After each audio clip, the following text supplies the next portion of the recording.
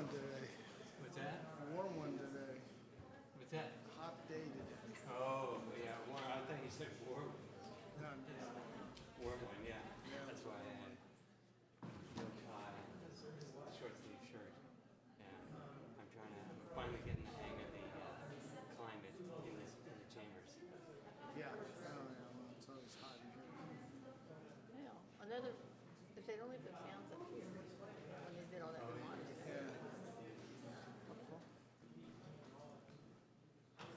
We could turn off the fans and have a session with what's that yoga that they do when it's really hot. Big trouble? Yeah, I Yeah, know. so they just sweat, Yeah, when it's sweat regular. sweat like yoga. Oh, come on, Rochelle. Let's get the show in order.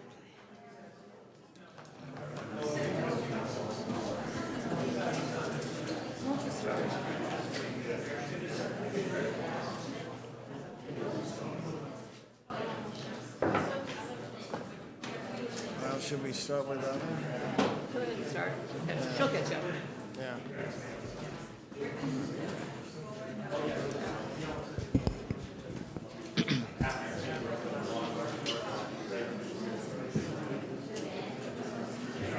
Okay, everyone.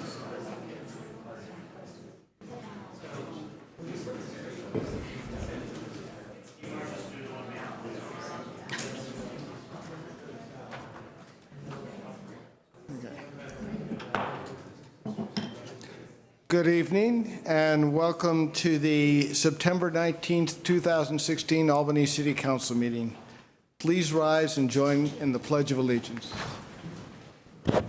I pledge allegiance to the flag of the United States of America and to the republic for which it stands, one nation, under God, indivisible, with liberty and justice for all. Could we have a roll call, please? Councilmember Barnes. Here. Councilmember Mason. Councilmember Pelch. Here. Vice Mayor McQuaid. Here. Mayor Moss. Present. So first up is the consent calendar. These are items normally passed in one motion unless someone from council or the audience would like to remove one of the items for further discussion. Would anyone like to discuss or review? Can you give me one moment? My computer's still coming up here. I'd like to I have one lingering question about 4 or 5 Pierce Street Park.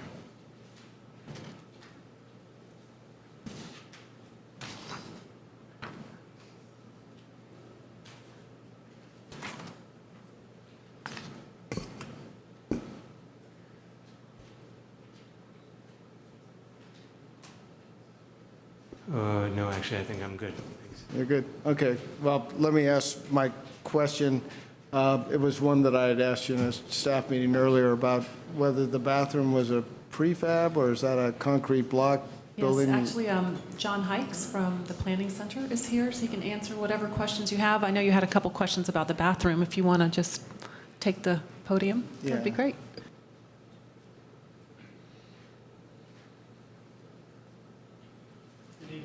Good evening. It was a quick question. I thought at one point we were talking about a prefab bathroom, but when I looked on the plans, it was looks like a CMU construction or, It's a CMU pre-manufactured building from Romtech. so do the walls all come put together? It comes as a kit, and then they put it together on Oh, site. out of a kit. Okay. Yeah. So that explains it. All Yeah. right. Anything else? That's just that was all. Okay.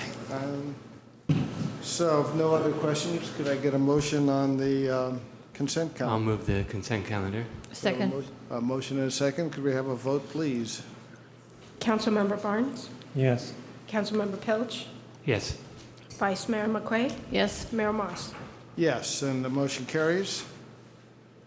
Which brings us to good of the city.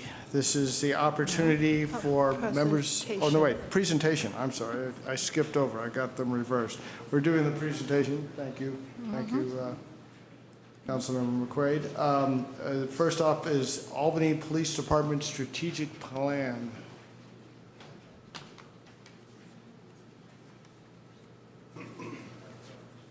Good evening. Good evening.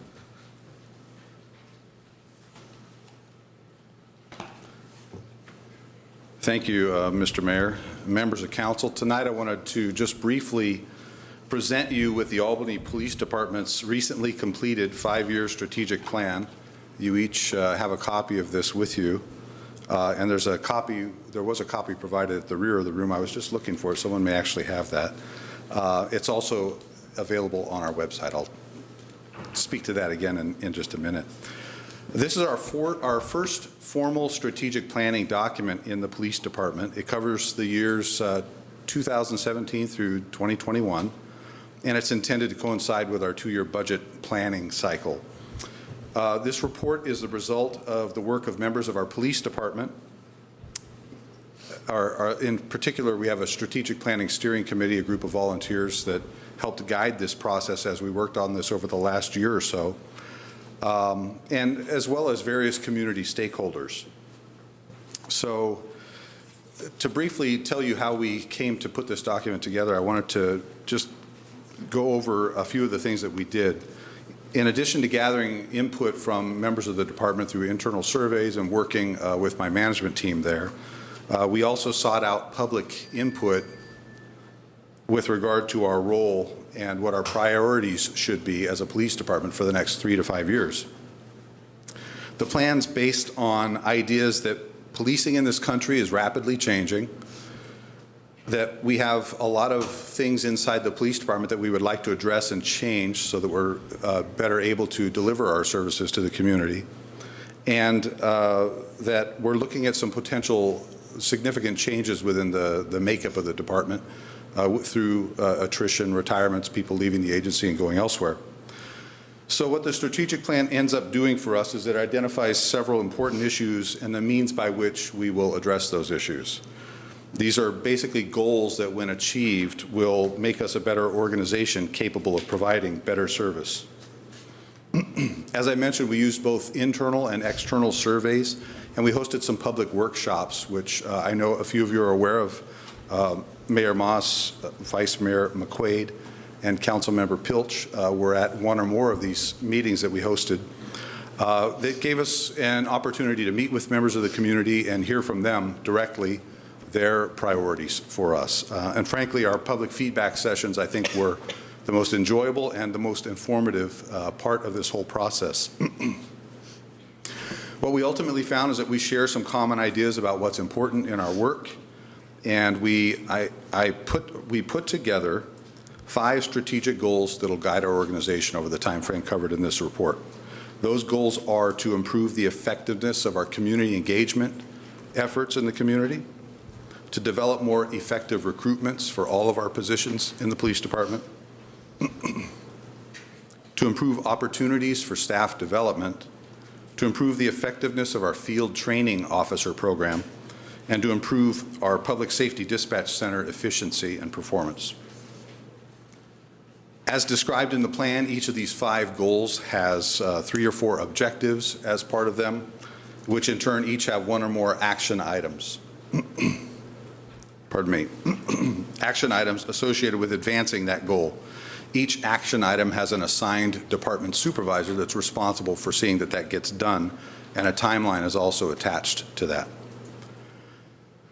It's important for me to note that the strategic plan doesn't list out everything we intend to accomplish during this time frame. It's more of a list of high priority things that we want to focus our energy and our efforts, time, and resources on as we go about our day-to-day work in the police department. What's also not in the plan are the specific details of each action item. These remain broad for maximum flexibility in kind of accomplishing the overriding goal. There are also other aspects to the plan that are unspecified, but they're in there. They will be developed. So, for example, one of the important things to community is traffic safety education, bicycles, pedestrians, and motor vehicles, particularly around the schools. When we talked to school employees, that was their concern. that may not be specifically articulated in the plan, but it falls under some of our broader goals, and there will be activity that we will be performing in advancing that goal that includes taking those things into consideration. So even though it's not specified in there, there are many things that were told to us that are important in the community that are rolled into this plan in one way or another. And then in closing, I want to publicly thank the members of our department who worked on this, and our coworkers in the city that provided some feedback, and our community members who contributed their time and their ideas to the development of our plan. And I want to thank you, members of City Council, for your ongoing support of a professional police department. And let's see, I just wanted to close by reiterating once again, a PDF copy of the strategic plan is available on the city website under the police department's web page. So it's www.albanyca.org. And that is the end of my very brief presentation. I didn't want to take too much of your time, but I wanted to make sure that you were aware that it has been completed and that it is out there now, and we are now set to begin the work. Thank you. Thank you, Chief. Okay, next up is a presentation on the housing bond. Can you help me? Oops. And then I think I hit that. Is it up there? Hi, I'm Linda Gardner. I'm Alameda County's Housing Director. Thank you for having me here. I'm going to go through my PowerPoint pretty briefly, and then I'm happy to answer any questions. I'm here to talk about the countywide affordable housing bond that is on the ballot for November 8th. I'm sure that your council is aware of the housing costs rising quicker than I've seen them in the 30-plus years I've worked for the county. These are countywide rents, which have increased 34% in a 4-year period, and we know that that varies by area, but they are increasing all over the county. Home sales have more than recovered from the crash of 2008-2010 throughout the county, and now exceed overall the median price that we never thought we'd see exceeded. In Albany itself, rents increased almost 40% in that same period of time, and you have sales prices increasing 70% since 2010, between 2010 and 2015. Unprecedented quick increases. 88% of your very low income renters in Albany pay over 30% or the affordability level for rent, and over 64% pay over half their incomes or more for rent in Albany. So overall in the county, we have almost 61,000 unit shortfall for our very low and extremely low income households in terms of affordable housing for them. Many seniors, working households, people who are homeless, and others. And we know that we are seeing the impacts of the housing crisis in many different ways.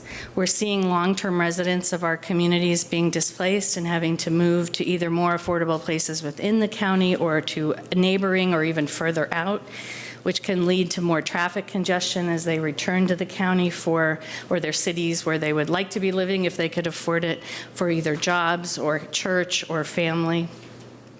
Spending so much of their income on housing costs means they have not enough money for things like medical care, child care, food, and other things that can benefit the local economy, restaurants and other things that help with the local economies. We're seeing more overcrowding.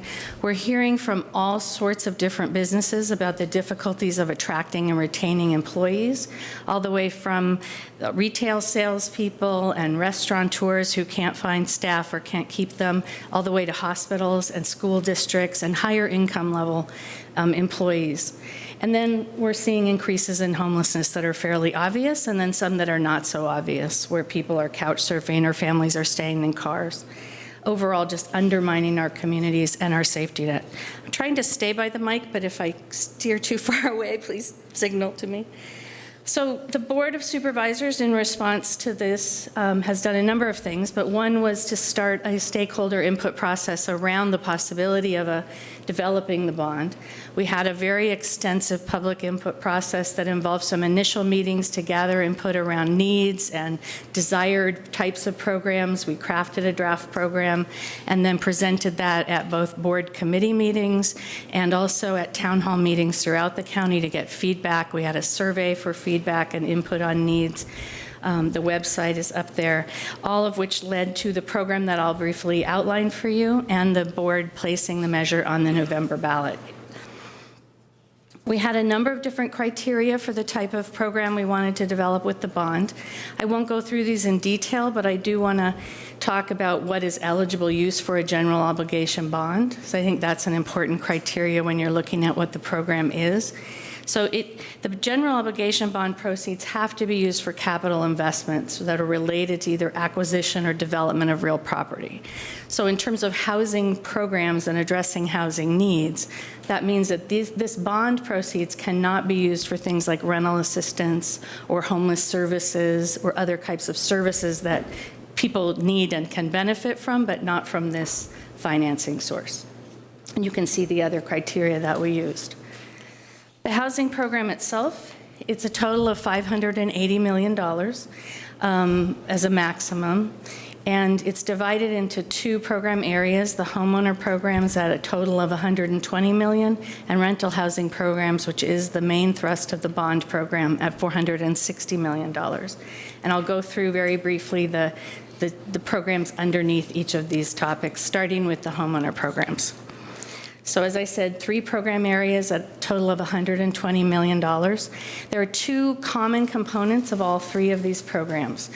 One is that they are county-wide allocations, so they could be drawn on and used anywhere in the county. You'll see when I talk about the rental housing programs that we have a geographic distribution formula for the rental development, but in the homeowner programs, it's all countywide, and they are all revolving loan funds.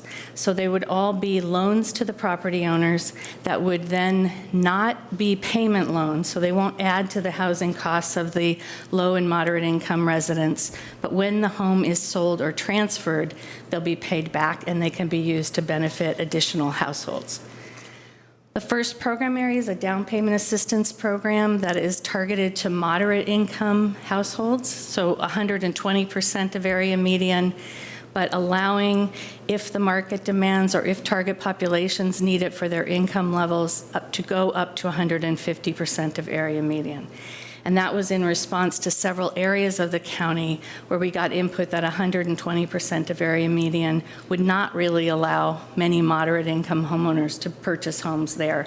And even a 2-teacher household might exceed 120% of area median. Those income limits do include many, many types of working households. And we are working on design features that would encourage people buying homes near where they work, assisting current residents to stay in the county. We're hopeful that we can also target people who've been displaced from our county due to housing costs to help them return to the county. There's some fair housing issues related to that, so we're working with council to see if we can do that. And then finally, having a focus or a target population of educators and first responders to help them to live in the communities where they work within the county. We've heard examples of first responders, for example, who live 2 or 3 hours away from where they work, and they've been on their way home when there's been some kind of crisis that calls them back in, and they cannot respond quickly. So I think that's part of the rationale behind those target populations. We also are hearing from school districts throughout the county that they are having trouble attracting and retaining teachers. The homeowner housing development program is targeted at lower income households and it would be developing new or acquiring existing homes and rehabbing them and reselling them to lower income homeowners. It has a cap, and all the income levels are the last slide, and I believe you have copies of the slide, so I'm not going to tell you the dollar amounts of every one. Those are for reference in the slideshow. So this is lower income households and would help them, again, buy homes in the county instead of having to continue to rent or to move outside of the county. that they would be loans to developers that would convert to down payment assistance loans when they're sold to the eligible households. So this could be something like a Habitat for Humanity program or a land trust model of affordable homeownership. The last homeowner program is a home preservation loan program that's targeted to seniors, people with disabilities, and other lower income homeowners to help them with accessibility improvements on their homes so they can stay in their homes, or for deferred maintenance like roofs, plumbing, electrical, if they've been able to live in their home but they really don't have enough money to maintain it. And again, that's a low income targeted program. The rental housing program, which is the bulk, is $460 million with two components that are very related but would be administered somewhat differently. So $425 million to create and preserve affordable rental housing with a focus on vulnerable populations within our county, including low-income workforce. We think the bulk of the housing will be affordable to very low-income households at 60% of area median or below, but at least 20% of the units will be affordable to extremely low-income households at 20% of area median or below, which is the Medicare limit. SSI, homeless people, is the target for the 0 to 20%. And then we are allowing a portion of the units to go up to the low-income level of 80% to encourage some mixed income housing developments. We will maximize the leveraging of other funds. To attract federal and state housing dollars, you have to have some local dollars. So we will do as much as possible to bring in other dollars. This will not be the only source of financing in the rental housing developments. There will be a required city financial contribution, and we'll be taking input and working with the cities to define that in more detail. We're not anticipating anything like a 100% match, but more of a flexible type of match or a flexible financial contribution as we've done in some of our other programs, and I can talk more about them if you'd like. This is a long-term or permanent affordable housing program, so the minimum affordability term would be 55 years. So we don't want to finance something that would become market rate in 10 or 20 years. The use of funds is very flexible, so it could be early money in to attract other money. It could be the last gap money that's needed. It could be for new construction or acquisition rehab.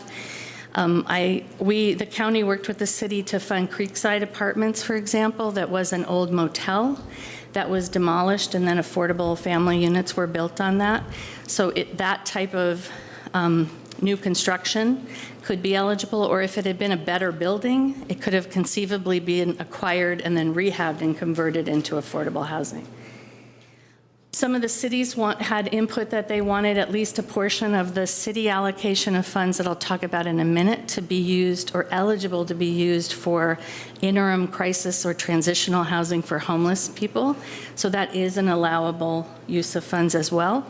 And you can see the target populations include homeless households, seniors, veterans, people with disabilities, the reentry population, transition age youth aging out of foster care, and lower income workforce housing, all within those income levels that I was talking about.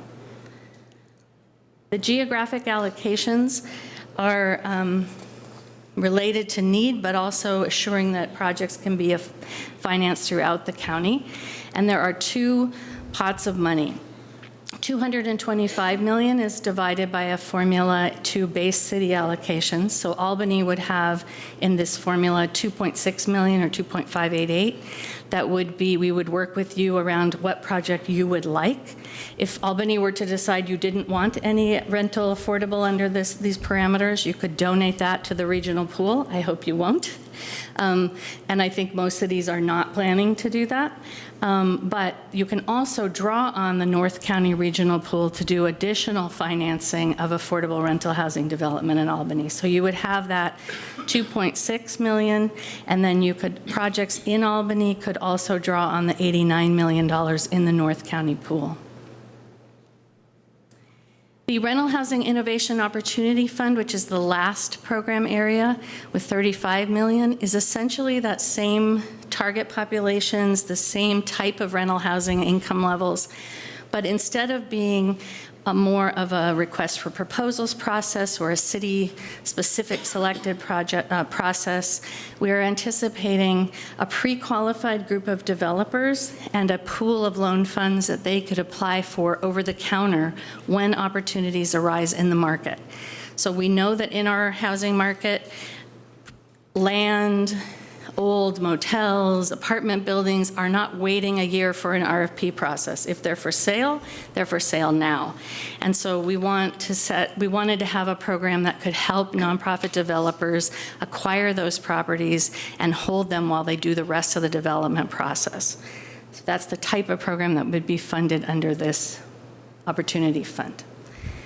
So the bond measure, as I said, is on the ballot, and you have the language of the measure itself. We are working to further develop the program in a variety of areas. You also have the 2-page fact sheet, and there's extra copies in the back. It's in Spanish, Chinese, and English. That gives you the broad detail on this. So we are developing those. And just for your context or information, the board also set aside $5 to $7.5 million a year in boomerang funds or former redevelopment funds that have now come back to the county in the form of general funds for housing and homeless response. So we are working to program those funds for around helping people not get displaced from our county and augmenting our homeless response in ways that the bond cannot fund. And as I said, you have the income limits chart in the PowerPoint materials, and I think that's also on your website. And that's my presentation. I'm happy to answer any questions. Thank you. So you're using a household definition of income, not a family definition, correct? What's the distinction that you're making there? Well, my concern is what we're seeing is a lot of non-traditional households being formed, people who are not related. And so, and there might be a fair amount of turnover. You know, you see this with people my son's age, you know, although he was doing it ever since college, but you have non-related people living together as households, but the turnover is pretty high. So how do you deal with a household like that? It's not a stable housing unit the way a family is, but it meets, I think, the census definition of a household. So I think there's a couple different ways we could deal with it. We are looking at a household definition so that then what I would think of is what's the definition of the unit. If you have a development, and we're seeing more and more of these that are a 2-bedroom, 2-bath rental unit that are really designed for 2 independent people to share, we could look at defining each of those as a household and qualify them separately. You could also have a more traditional family coming in that shares their finances, that really is a family/household, where you would qualify them together.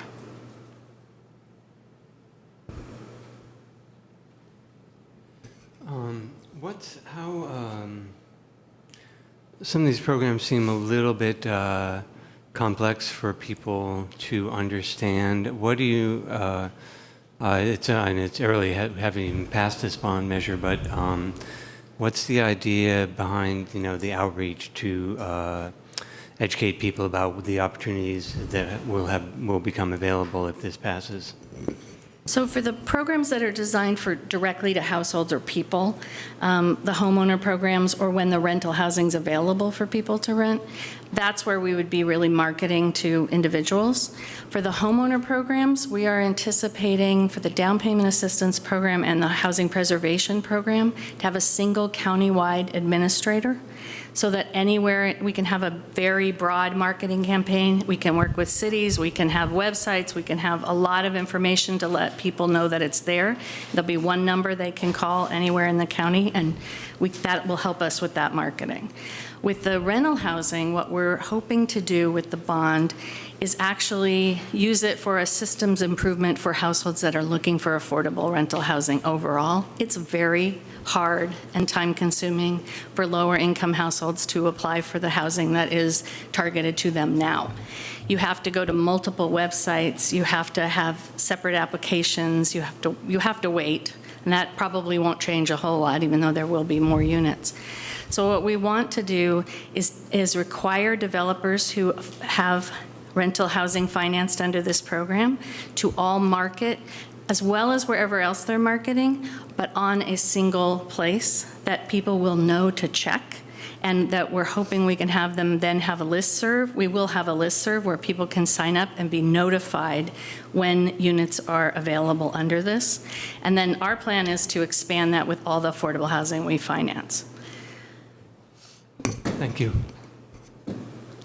I'm curious about the part of the bond that is available for moderate income, that creates benefits available to moderate income people up to 150% of the AMI, which I guess for a family of 4, a couple with kids, would be as much as $150,000 a year.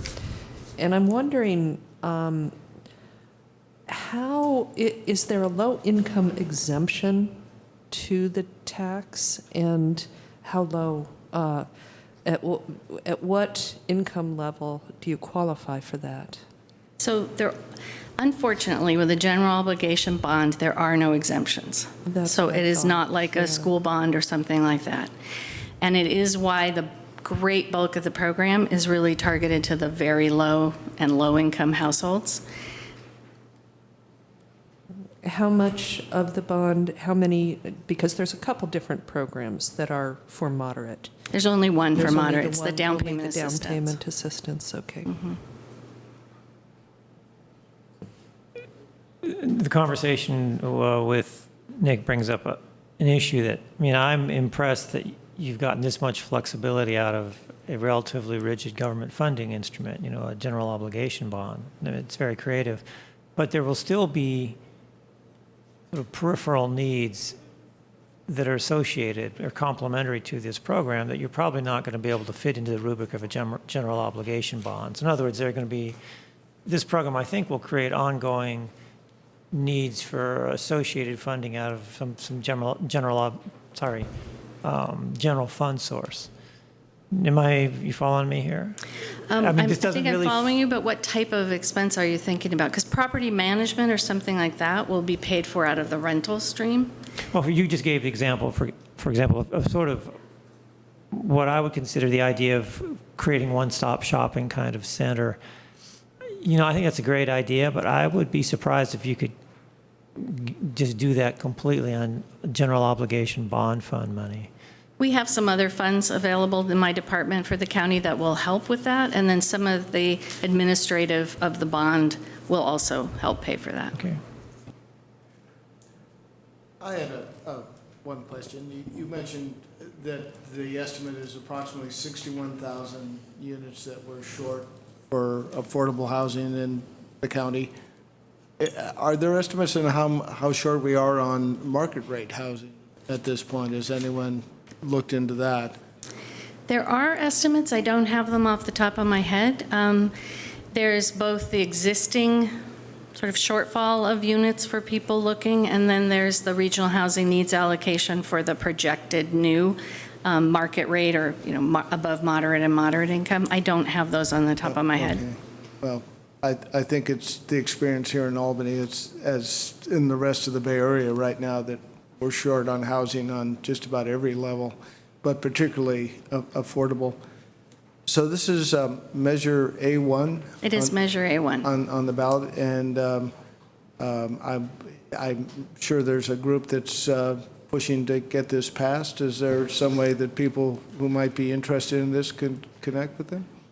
There is a campaign committee, and I am not that. As you know, I'm the county staff But they could providing. probably find that on a. There is a website. Yes. And if you Googled Measure A1 Alameda County, I'm sure it would come up. You can also contact on the sheet. There's the website that's the county website.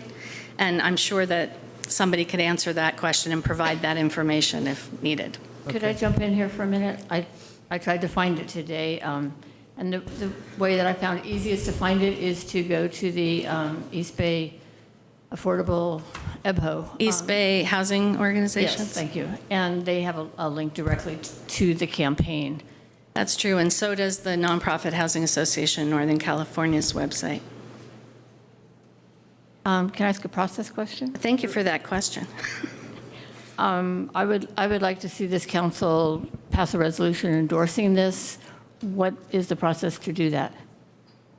If council agrees that we can put that on the consent calendar next month. I'm not, well, it is next month, but our next council meeting on October 3rd. You want a motion to do that after public comment? We could, if there's questions in the audience on the housing. I have a speaker card. I have a speaker. Oh, you do have Yeah. speaker cards. Okay. Julie Wakely Lynch.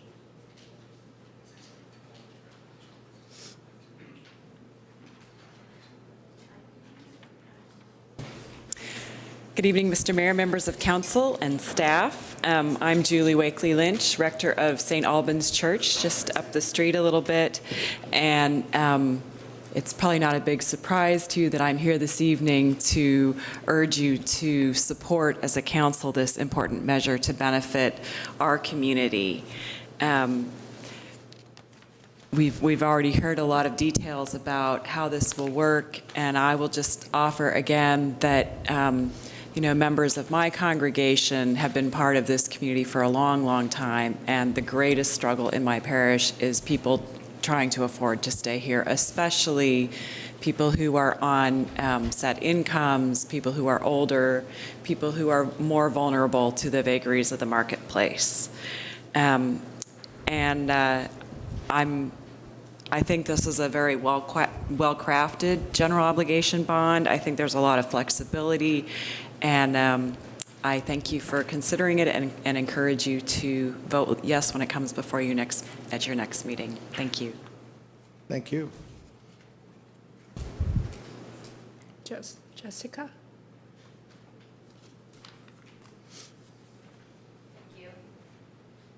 Hi, I'm Jessica Sheldon. I'm also here to ask you to formally support the affordable housing bond for Alameda County. I'm the Associate Housing Director at Resources for Community Development. We're a Berkeley-based nonprofit affordable housing developer. We have about 50 properties across the East Bay, Berkeley, Oakland, El Cerrito, and right here in Albany, Creekside on the Albany-Berkeley border. We're really proud to have opened Creekside in 2001, and we hope to bring many more similar high-quality buildings to the county in the future. Through my work over the past decade in affordable housing, I've seen the growing rental crisis. When we open up new apartments or we open up our wait list, I get phone calls from senior citizens, from families, from folks on the verge of homelessness, desperate to find any way to get into one of our apartments. And I'm not the person they should be talking to. I don't know how they got my number, but they dig around and try to find anything they can do to find an affordable apartment. We recently finished a couple of apartment buildings, one in Oakland, one over here in El Cerrito. In every case, we open up the wait list for about 3 weeks, and we get over 1,000 applications in those 3 weeks. The one we just opened in El Cerrito, just off the Greenway, we have 57 apartments, and we got 1,087 applications. So that meant we had to tell 1,030 families that they were not going to get a home in this new building. I'm also here as an Albany resident. I live just down the street. I love living here. I rent an apartment here. My daughter goes to preschool here. We volunteer to clean up the Albany Bulb. I go running on Sundays with the Run Club. And as a middle-class professional, I'm worried that I can't afford to stay here in the long term. And every month I look at my budget and I hear my neighbor's stories. And I'm worried about housing and stability, and I can just imagine how much more stressful it is for someone who doesn't have a stable job like I do and a degree from Cal like I do. So, that's why I work for RCD, to try to bring stability to these families' lives, but it's hard. Funding for affordable housing is cut every year with the end of redevelopment. There's not local funding. So we really appreciate the county has taken the effort to find this way, this method to bring more local funding to affordable housing so that we can leverage these resources on the state and federal level. We're ready to build more apartments. RCD has sites lined up throughout the county. We have the plans. We have the locations that will bring homes to seniors, to veterans. So we just need some funding to get it started. I urge you to pass it at your meeting next month. Thank you. Thank you.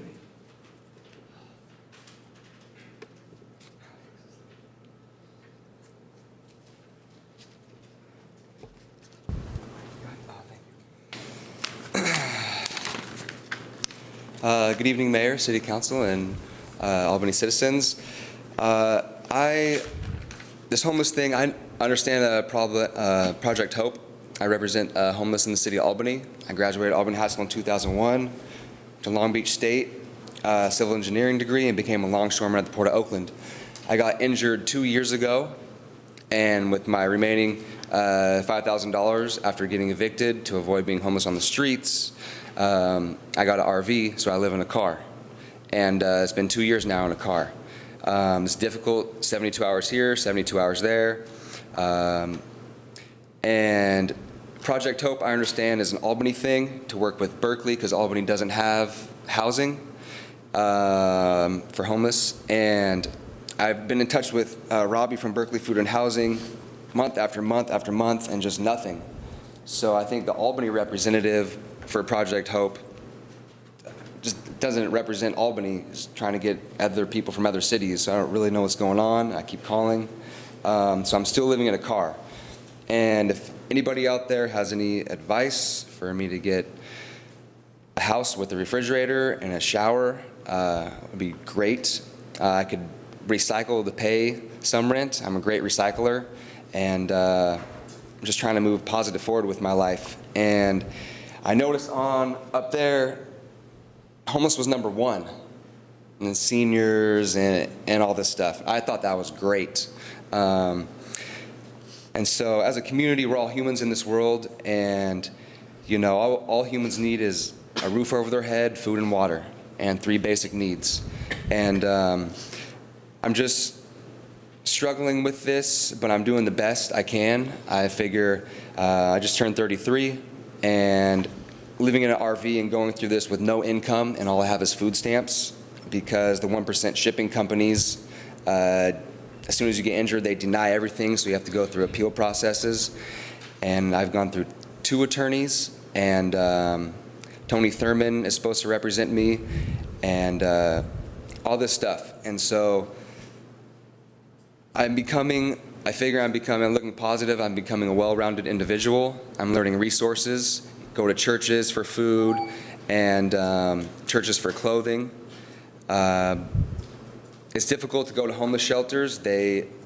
I've never been to a homeless shelter. I really don't want to. I hear many bad things about them, and I'm just waiting for a good one. So I'm just really looking forward to see some positive change here in this homeless thing. And if anybody has any advice to give me on any leads where I can go from here, I would really appreciate it. Thank you for your time. Thank you.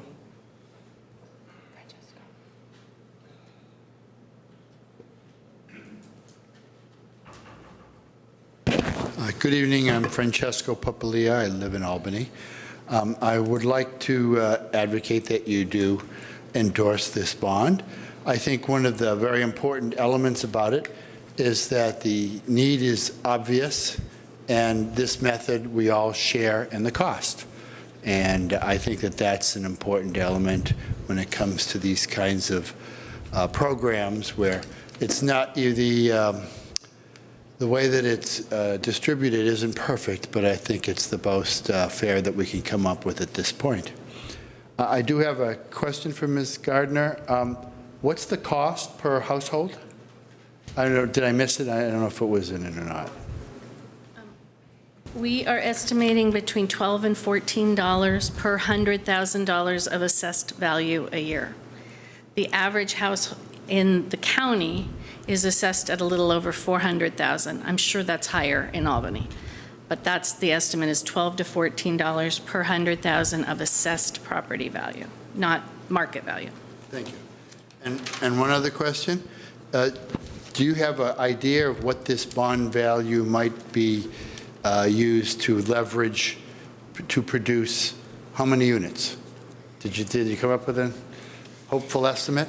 Well, we have, for the rental housing for low income, we have a cap of 8,500, which we think is more than we will be able to do. That's an estimate that's for Article 34 of the California Constitution, and it's part of the measure.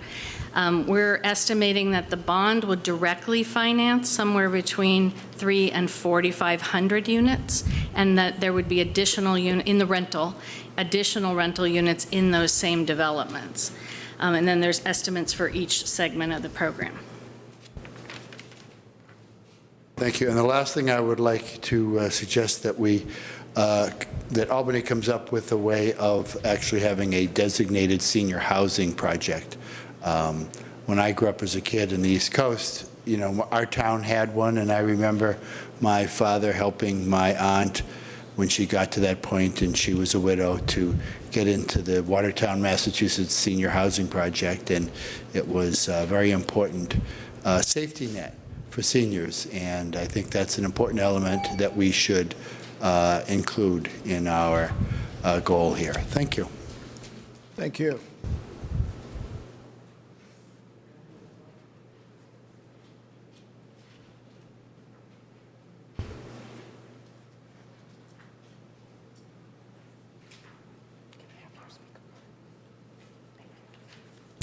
Yes, please consider this bond. My name is Tricia Clark. I'm going to be 74 this year, and the price has gone up. I've supported this community. My daughter was raised in all the schools. I worked in the community. I supported the restaurants, the businesses, and now they're ready to get rid of me. And where am I supposed to go? I really need to have a safety net. I need to know that there's going to be something there to help me, because I am a senior.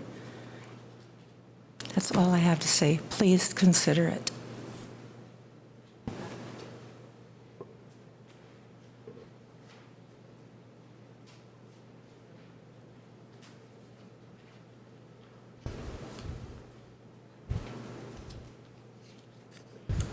Alan Maris, Albany resident. I have a question for our speaker.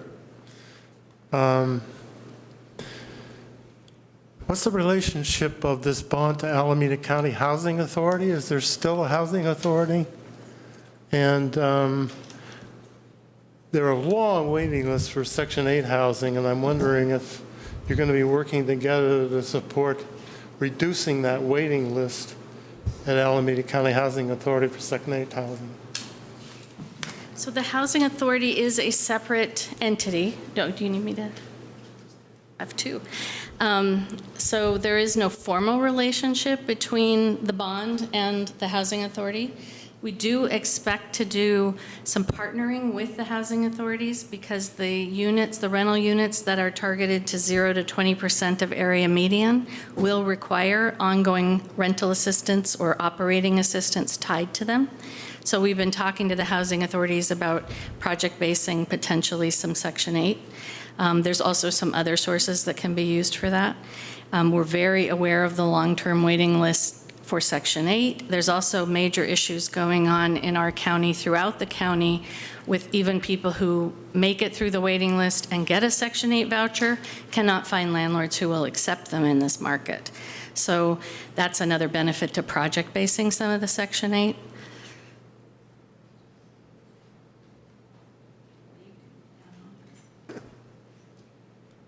So I hope that you vote to support voting for Measure A. Thank you.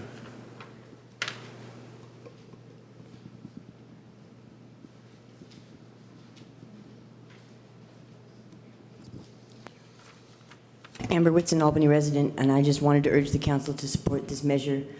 It could be a lofty goal, but I would like to see the phrase "can't afford to live there" be done away with someday. And it may not happen in my lifetime, but I would certainly like to see it apply to Albany. Thank you very much. Thank you.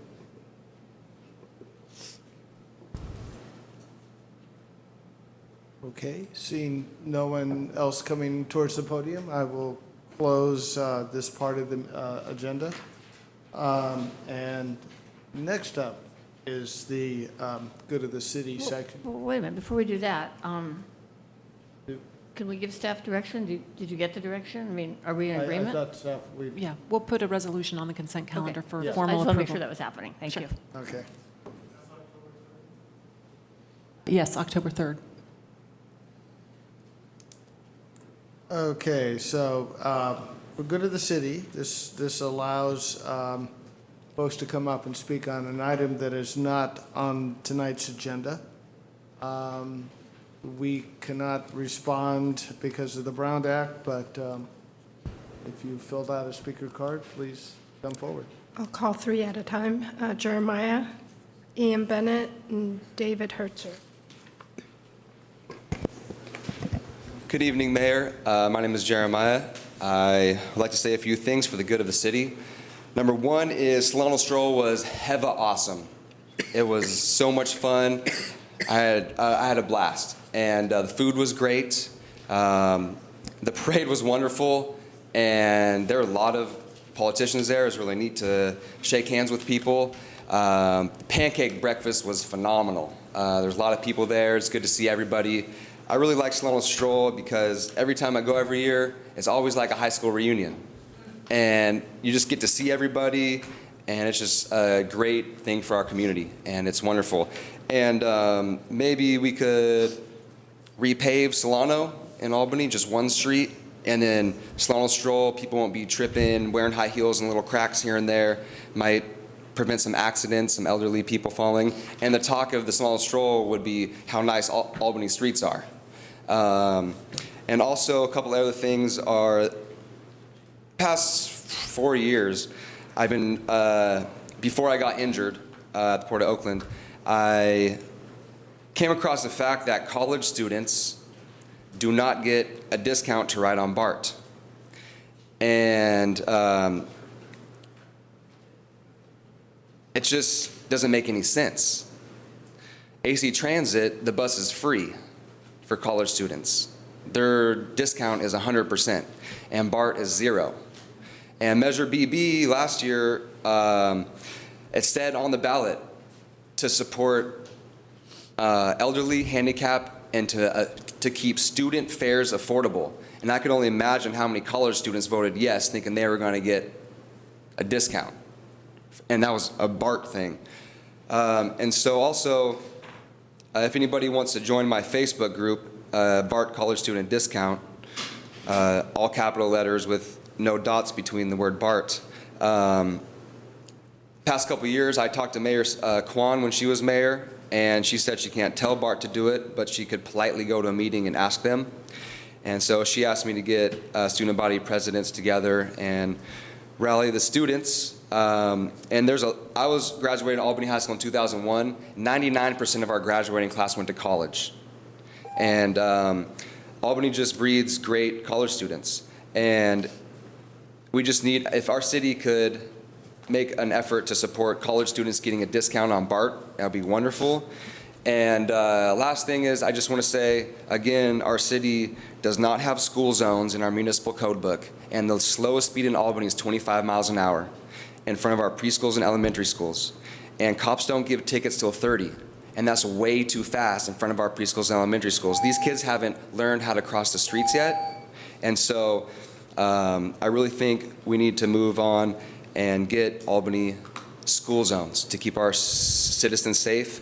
And I noticed in the city limits of Albany on San Pablo, you won't find one crosswalk, fluorescent crosswalk, to cross San Pablo in the city of Albany limits. You drive down Berkeley, you see crosswalks fluorescent everywhere. Albany has nothing. We got students walking from Albany Hill to go to schools back and forth to Solano. That's a highway. So Okay. I just want to say that I'm going to call Caltrans. Okay, thank you. Thanks.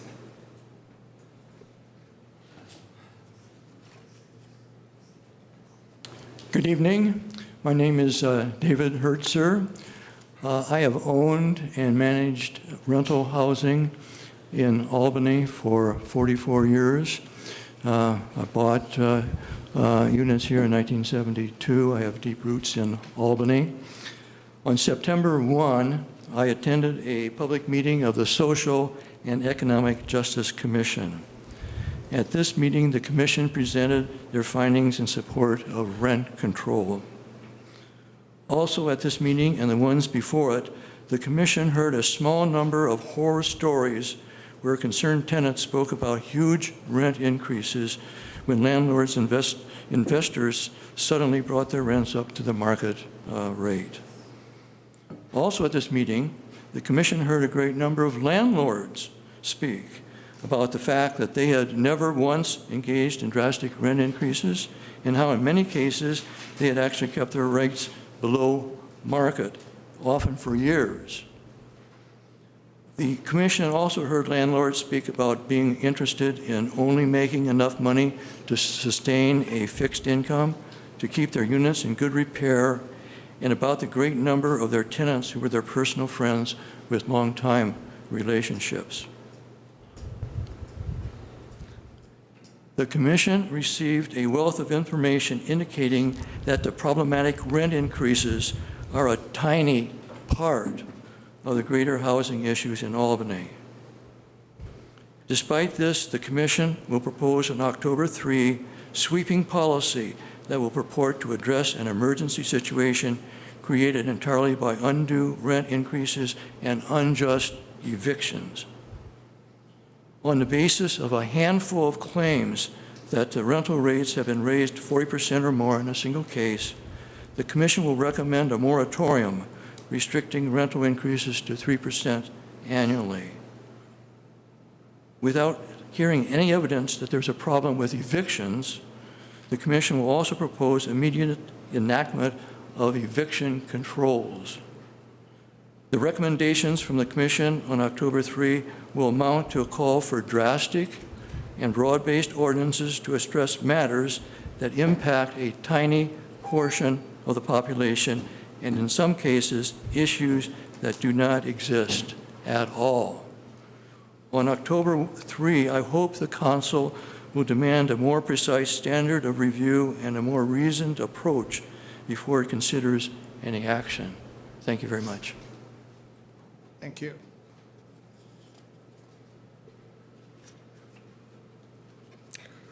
Next three is Elaine Shelton, Julie, and Toshi.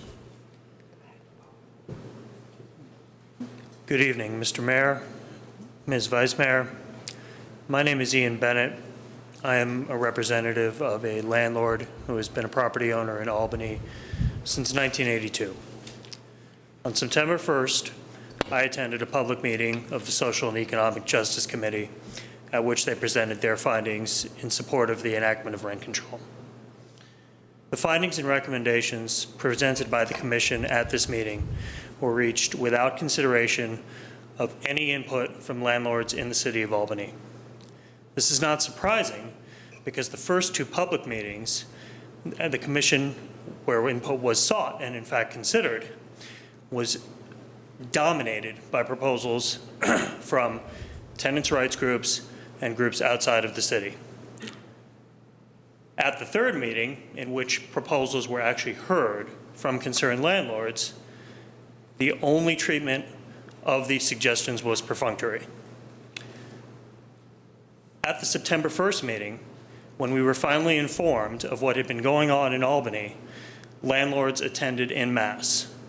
Unfortunately, at this third meeting, the findings and recommendations of the Commission had, for all intents and purposes, already been finalized. And any amount of debate was, for all intents and purposes, not considered. On October 3rd, when the Commission presents its work to the Council, what will be presented will be entirely one-sided, and it will be a report comprised of unfounded information that conveniently suits a predetermined agenda not contributed to by the relevant stakeholders in Albany as a whole.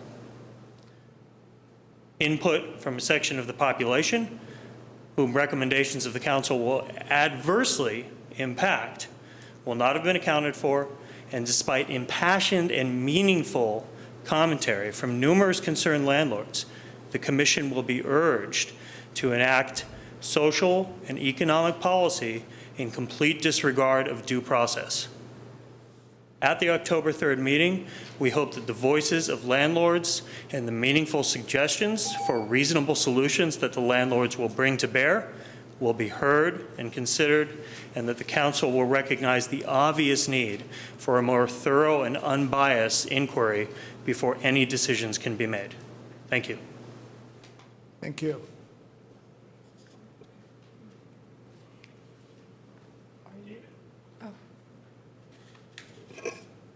Good evening, council members. My name is David Estopinal. I am a landlord in Albany since 2009. I've been a landlord in the Piedmont Avenue of Oakland for about 30 years. Just a couple brief statements on the Justice Commission's support for just cause. I am concerned about the displacement of Albany residents. Albany is made up of small apartment buildings in Albany are owned by very small landlords. There are 91 owners with, 91 properties with 71 owners. Most 56 of those rental buildings are 5 to 8 units. So most of the landlords in Oakland own one building, maybe 2 buildings. They are definitely not the Donald Trump of the rental industry. There have been some incidences of people gouging, and that appears to be mainly on the west side of Albany Hill, the big institutional companies there. I can tell you that I run an apartment building a half a block off of Solano Avenue, one of the best buildings in Albany. Our rent is $2,300 for incoming people. We haven't raised any rents in 3 years on existing tenants. When we advertised a little bit more because we put granite countertops and everything, our phone has not rung in 2 months. We've had vacancies for 2 months, so we're bringing our rents down to $2,100. What you've seen in the paper about apartments plateauing is absolutely true. But in terms of the displacement of long-term Albany residents, these are frequently elderly people that own a 3-plex or a 4-plex or a single-family home that under just cause, let me give you an example. A friend of mine in Oakland, under the just cause incident, her mother died at 90, leaving my friend the single-family home that she lived in all her life. But in the last 2 years of the elderly lady's life, she brought in a renter for one of her bedrooms for $400 a month for company, support, and a few bucks to pay for her medical costs. Upon her death, her daughter inherited it, but the gentleman that the mother rented to will not leave. And under just cause, she has no way to sell her single-family home because just cause will not allow it. And so no one will buy the single-family home. Many vulnerable owners of small apartment buildings and houses in Albany will be deeply impacted if just cause is passed. I know from firsthand experience. Thank you. Thank you. Hello, my name is Elaine Stelton. A number of weeks ago, the City of Albany sent me a flyer to let me know they were going to be removing some fruit trees that were on my street. Just like those fruit trees, I have my roots here in Albany. My parents bought a building here when I was a little girl.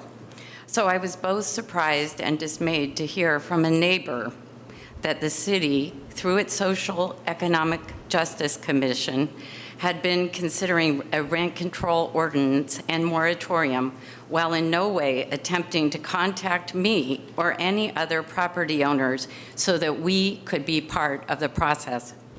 Since I had not been informed of the meetings prior to September 1, I viewed them on YouTube. What I learned from watching these meetings was that the commission was concerned in part about rising rents and that some families would have to move out of Albany and take their children out of Albany schools. As a mother of 2 daughters, I have moved my daughters numerous times. I can tell you that I do understand their concern. However, I do not understand why Albany tenants received more consideration than I did. My parents paid the taxes that helped build those schools and helped maintain those schools for the past 30 years. I and my children after me will be responsible for paying those taxes in addition to the newly passed City of Albany bond for the next 30 years. The commission stated that the purpose of imposing a rent moratorium was so that there could be a dialogue. What I do not understand is why someone like me was not included in that dialogue.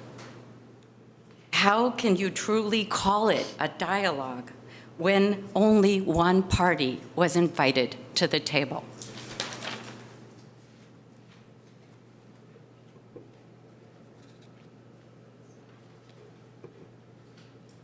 Good evening, my name's Julie, and I'm just gonna tell my story. I've been at the social justice committees the past few times, and I've seen both landlords speak and tenants speak. I myself have lived in Albany for 8 years and 2 kids in school, and we're very invested in the community. And we learned from our landlord that they were going, that, you know, our, what we pay in rent is well under market value, although we've gotten increases over the years that we've lived here. And that she was considering anywhere between a 30% and 60% rent increase. And, you know, kindly wanted to give us a little more than the 60-day notice in hopes that we would be able to find another place, knowing not in Albany, but somewhere outside of Albany. So we did get on Craigslist, and the reality is there is nothing else. You know, we have a 1,300 square foot house, and there's nothing else comparable that we could rent. We live in fear of knowing that very soon we you know, we'll likely be forced out of this town and don't really know where we're going to go. And that's a very stressful place to be in. And it's happened to, this is my story, but it's happened to a lot of friends of mine, friends and people that we know, friends of my kids who have moved out of state, out of Albany. And I'm asking that you do consider passing the moratorium and the rental board. Thank you. Next 3 after Toshi would be Kai Mender, Hi, Alexis, and Peter Campbell, and lastly, Francesco Papalia. My name is Toshi Lim. I actually, me, my husband, and our son moved to Albany 10 years ago for my son to attend the Albany schools. And last year, just about 1 year ago, I was approached by our landlord that how old my son is. He was asking me, how old is your son? I said, 9th grade, 14 years old. He said, your son doesn't need Albany residency to attend Albany school. I said, yes, he does need school residency to finish high school. Within 2 weeks later, he actually sent me an email saying the moving out from our upper, we lived in upper unit of duplex, moving out but in 90 days, because he does need to repair the property, only our property. So we actually asked for the face-to-face meeting, and we asked for anything we can negotiate about the rent increase, because he didn't even tell us about the rent increase. Instead, he was saying that he need repair, so we need to move out. And we couldn't get any good answer. We are willing to pay some increased reasonable rent because we are very reasonable people. That's what we think. And so But we found a place. Unfortunately, it wasn't in Albany because we couldn't afford. But we actually informed our landlord that time. He asked us that to open the weekend for open house for newer tenant, potential tenant. He put up our unit for the $1,000 more per month rent in the Craigslist. He was lying about repair. Instead, he just wanted to kick us out. So there are some people, landlord, that they probably are not, unaware, but they are hurting this community. Also, children who goes to school, and also the reputation of this Albany. Okay, my story is not only one of few story. This is very common stories. I just wanted to share. Thank you. Thank you. Good evening, Mr. Mayor, members of the council. My name is Kai Mander. I live a few blocks away on Cerrito Street. I own our house through the good fortune of having purchased it when we could afford it in 2001. I'm also a landlord of a small apartment in Berkeley, which has a rent control board. And in spite of being a landlord, I fully support the moratorium to give you time to consider proper procedures, and a rental review board, because I know there are a lot of good landlords out there. I know there are a lot of good landlords in Albany, but they're not all good landlords. They're not all compassionate landlords. We have friends who have received 50% rental increases, period. And I don't know how often it happens. They're anecdotal stories. We've got a couple of them in the room, and several others who've already moved away. It's just, I think most people do the right thing, but not everybody does the right thing. And there needs to be some, at least, spotlight on what happens. My understanding is the rental review board proposed would be non-binding, merely forcing a dialogue about what the landlord is proposing and what the renters view, and discussion of hardship and so forth. And I consider that a bare minimum for the good of all parties in Albany if we want to keep the character of the city as it is. And as far as only one party being noticed, all these meetings are publicly noticed on the web. I didn't know about the last committee meeting, my fault for not getting on. A lot of people didn't know about the meeting. My understanding was there were a lot of landlords at the last meeting speaking their piece, and there will be time, if there's a moratorium put in place, to discuss it all and hash out something that makes sense to the whole city. We have, like I said, friends, real people, not made-up stories, who've received 60 days' notice to move out or face a 40% or higher rental increase. It's just not the right thing to do. And as far as this housing bond on the ballot, it's not a panacea. It requires 2/3 vote countywide. Not everywhere is as progressive as here. It requires a 2/3 approval, and it'll be a good thing, but it's going to be a drop in the bucket. It's not going to prevent any renter in Albany from getting a 40% hike in their rent on a moment's notice. It's just not. There's no mechanism for that. It's a good measure, but it's not a panacea by any means.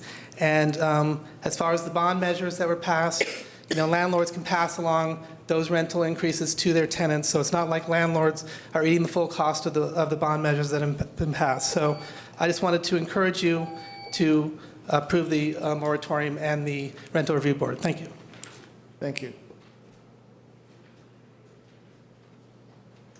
Hi, dear member of the council and staff. I'm a very happy resident of Albany, and I'm here on behalf of a friend who's seen his rent increase. As you know, the renting population of Albany who comes here for the school doesn't often have the means to purchase a house. So the intention of keeping their child in the school for at least 12 years makes sense. And I want to point out this population also contributes to the school through the activities and clubs that are running in the school, or the Cornell crew group that helps with improving the school. And a large rent increase during the kids' scholarity can be very disturbing, especially for the strong community that builds around the school. So, thanks.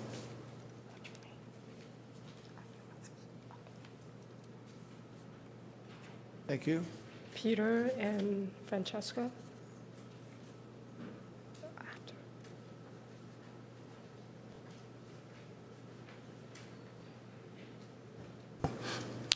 Good evening. My name is Peter Campbell. I've been a resident of Albany for 44 years, and I've been an Albany landlord for 37 years. I'm 76 years old. I'm on a fixed income.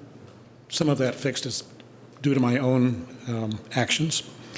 Now, I was out of town on September 1st, so I couldn't attend the public meeting of the Social and Economic Justice Commission, at which they presented their findings in support of the enactment of rent control.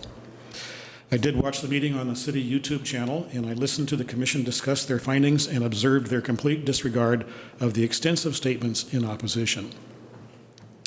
I was struck by something in particular. I noticed that while there was a lot of discussion about the basis for the commission's findings and the particulars of how to enact it, there was little or no discussion about what impact the implementation of their recommendations would actually have.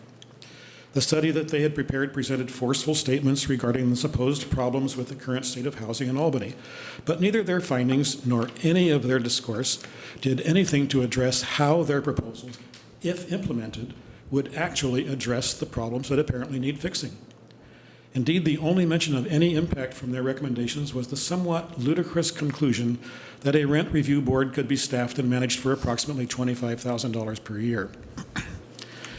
I'm troubled by the fact that there was apparently no effort made to review the potential impact that their proposals would have on property values in the city, or for that matter, on new construction. There was not even any corollary information addressing what positive or negative results have occurred in other cities after similar rent control provisions have been put into place. Instead, the commission seems to be under the assumption that if their recommendations are adopted, the alleged problems will simply be resolved and that this resolution will outweigh any conceivable negative impact. I don't believe that this is the case. I do believe concerned residents, property owners, tenants, and landlords alike can come together to gain not only a much better understanding of these issues, but also solutions to them, if solutions are indeed needed. Now, whether this means throwing our support behind Proposition A1, and by the way, I support that wholeheartedly, even though I'm on a fixed income, creating incentives for landlords who invest in property upgrades, public subsidies for tenants experiencing hardships because of rising rental and other living costs, or simply forming a bipartisan task force to assess the options, I believe there are a number of solutions that Albany, as a small and closely knit city, is uniquely positioned to explore. So in conclusion, I hope that at the October 3rd meeting, and well beyond that, we can engage in a well-informed and productive discussion, one that a much greater number of us can agree upon. Thank you.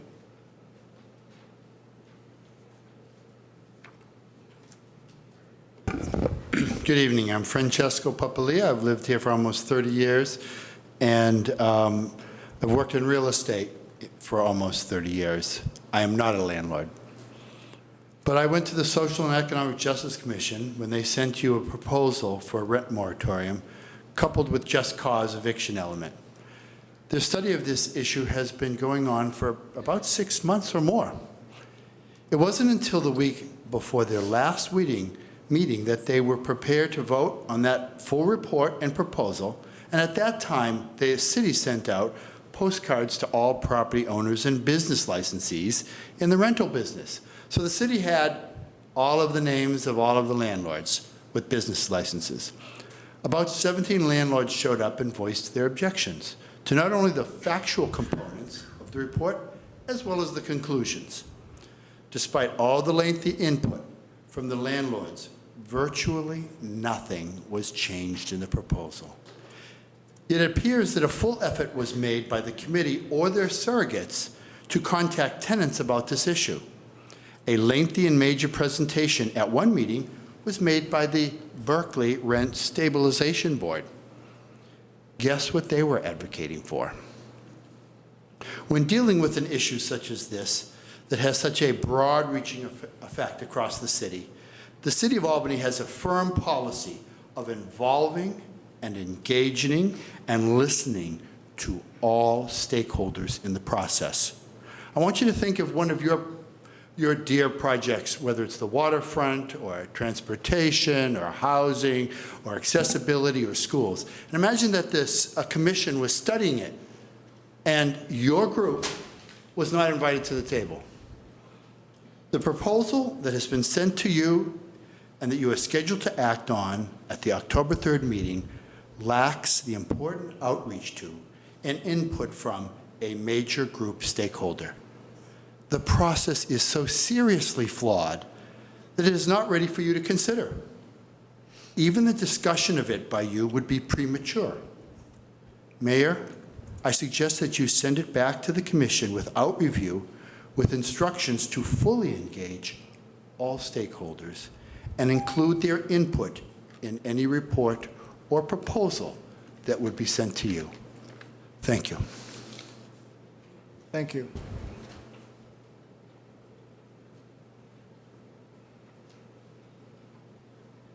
Good evening. My name is Christine McLaughlin. I'm a person who was affected by a 65% increase after 11 years, and because it was a single-family home I rented, I still wouldn't have any recourse at this point, but I've adapted and made changes. I was lucky enough to find an apartment, and so now I'm in a multi-unit dwelling. Now, when I think the term rent control instills fear in the heart of landlords, and I don't think it should just be thrown around without a clear definition, because rent control includes draconian measures that are not fair to landlords, and it includes measures that really don't make a difference. A rent review board is not rent control. A moratorium, I think maybe there can be alternatives to that, such as no more than 40% until we have a discussion, something along those lines. I think there's tremendous room for cooperation, discussion between landlords, property owners, and tenants. I don't think it's impossible to get together and have more discussion. I think it would behoove the city and tenants as well as landlords. I think people are having knee-jerk reactions to the term rent control and what that implies. And I think that people are scared on the other side, tenants. And it's happened to me. Fortunately, I'm still in Albany. But I think that the possibility of further discussion, cooperation, mediation, and some midway point that doesn't have to be so extreme is definitely possible. Thank you. Thank you. That's it? Okay. Thank you for all the input.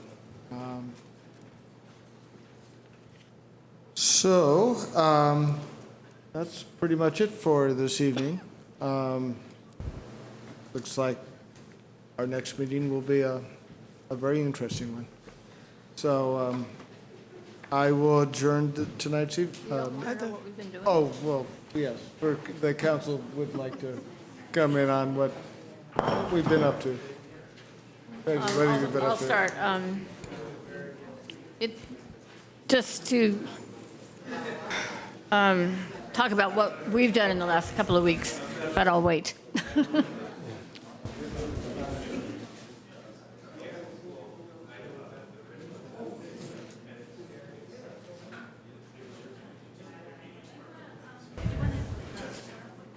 I'm sorry, I should have just let you adjourn. Okay.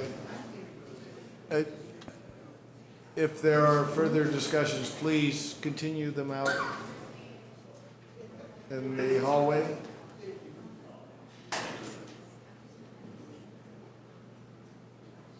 Thank you. Okay, I did attend the EBHO Interfaith Breakfast last week and Tri-City Safety Day, where Albany Fire Department was represented, and We had a great time yesterday at Food Truck Sunday. Wednesday, there's a town hall meeting on Alta Bates Hospital, which I will be able to attend.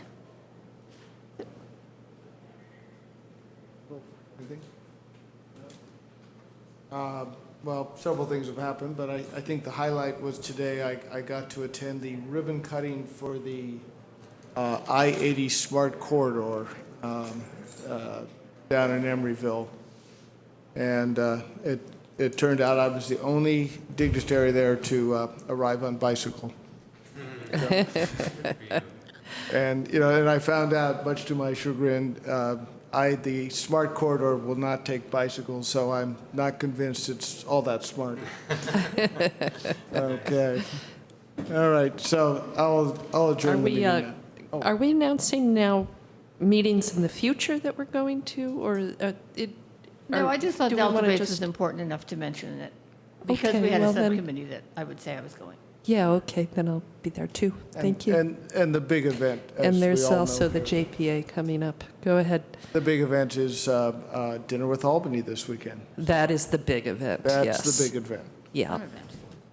Well, I'll mention with the JPA as something that is coming up, there is hopefully there will be a discussion of the way that the problems at the Gilman underpass are potentially affecting the fields, which are an Albany concern. Thank you. Okay,